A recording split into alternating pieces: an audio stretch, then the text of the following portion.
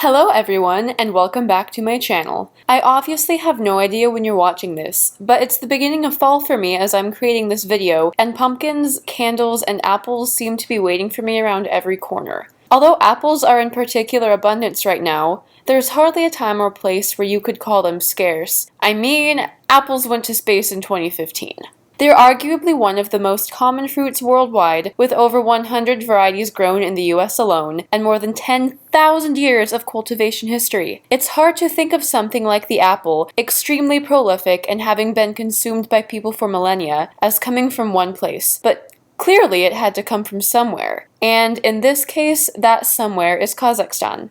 Kazakhstan is a large country in Central Asia that is known for its towering mountains, diversity of cultures, and plentiful natural resources. Despite being the 9th largest country in the world, the home place of apples and tulips, and a key oil supplier, much of the general public is unfamiliar with this vast nation. This is largely due to Kazakhstan's history as a former Soviet republic and its relatively young age after declaring independence of December of 1991. There has not been a lot of time for Kazakhstan to gain notability as an independent country, but perhaps more detrimental to its reputability is how the nation had been swept under the rug for decades before its independence, as it was largely closed to outsiders under Soviet and Romanov rule. As Christopher Robbins, the author of the book Apples Are from Kazakhstan, put it, the country disappeared.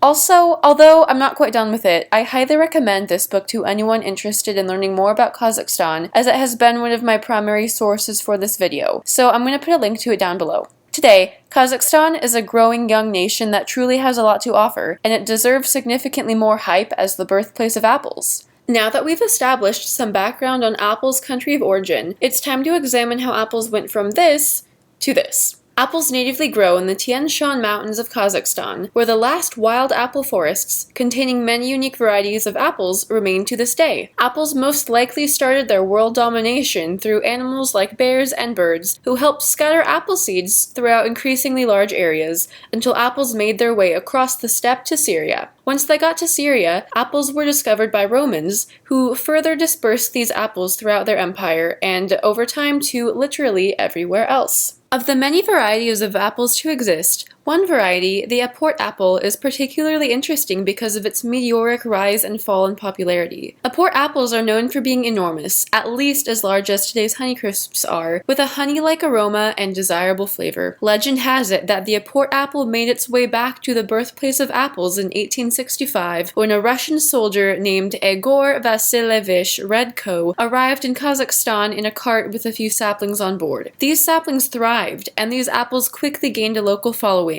At one point in Tsarist Russia, 30 of these apples cost more than a chicken, and after these apples were exhibited at the Mannheim International Exhibition of 1907, these apples gained international acclaim. However, as people rushed to plant Aport apple trees abroad in places like the US and UK, it was quickly discovered that these apples only successfully grew in the mountains surrounding Almaty, Kazakhstan, adding exclusivity to the many appeals of these apples. Once the Soviet Union was established, over 20,000 tons of these apples were exported to Moscow from Kazakhstan each year, with citizens using these apples as natural air fresheners and adorning tables at state banquets with bowls of these apples, in addition to simply eating them. It seemed like nothing could get in the way of the world's love of Aport apples, but a number of natural and political challenges eventually caused their downfall. Unlike most apple trees, which will bear fruit only 3 to 5 years after being planted, Aport apple trees need 8 to 10 years to mature before bearing the fruit, which is not ideal for fruit in such high demand.